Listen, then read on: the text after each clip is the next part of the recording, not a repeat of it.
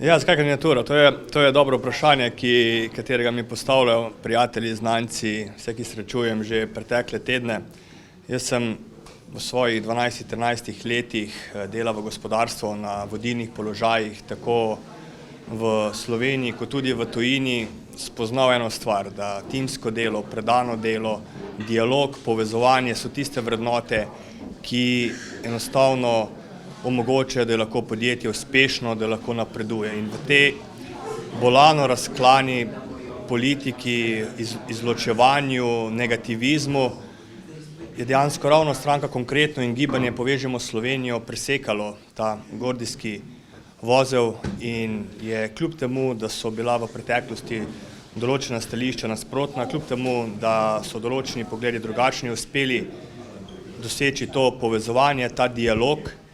In ravno zaradi tega, ker je tudi moje mišljenje, da ni pomembno, ali je levo, desno, pomembno, da gremo naprej, sem se odločil, da se podam v politični prostor na volitve in verjamem, da 24. aprila se bodo ljudje namesto izločevanja in razdvojenosti odločili za dialog in povezovanje. In to je bil ključni razlog, da sem se odločil, ker verjamem, da Slovenija potrebuje korak naprej in to smo sposobni narediti tisti, ki tako razmišljamo.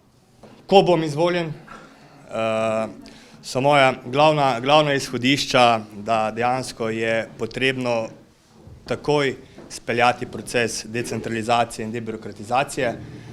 Slovenijo moramo razvijati v vseh regijah, ne samo v mestih, v podeželju, v manjših krajih mora biti življenje postati izziv in ne ovira. Razvijati moramo mala, srednja podjetja, podjetništvo, pomagati moramo mladim, da pri vstopu na trg dela bodo bili sposobni že skozi izobraževanje pridobiti ustrezne kompetence, ustrezna znanja, da bodo bili konkurenčni. Hkrati moramo tudi starejšim dati možnost, da bodo to mentorstvo predali mladim in jih ne omejevati za zaključkom njihove delovne dobe, da se morajo upokojiti. Hkrati pa verjamem to, kar sem že večkrat povedal, da šport je tudi tisti, kjer je trdo delo, predano delo in timsko delo tisto, ki povezuje ga tako s politiko kot tudi z družbo, zato bo potrebno še več sredstev nameniti tako profesionalnemu športu, kakor pa predvsem tudi lokalnim skupnostim, da bodo lahko svoja društva v svoji lokalni skupnosti podprla in bomo tako